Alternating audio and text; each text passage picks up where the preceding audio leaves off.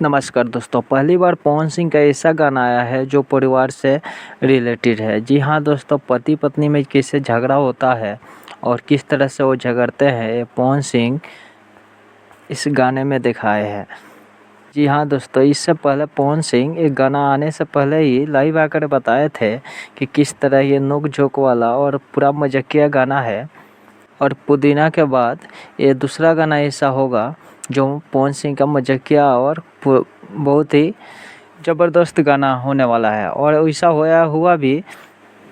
Finally ये गाना आ चुका है और ये मीरा म्यूजिक चैनल पे आया है। अभी जब मैं वीडियो बना रहा हूँ उस टाइम सिर्फ 13-14 घंटा हुआ है और इसका व्यू 17 से 18 लाख लोगों ने देख चुका है।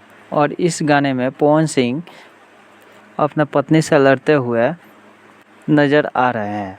गाना ही बहुत अच्छा है। आप लोग इस गाना को सुने हैं या नहीं सुने हैं, आप कमेंट करके बताइए। और यदि सुने हैं तो क्या इसका गाना में अच्छा लगा, आप कमेंट करके बताइए। धन्यवाद।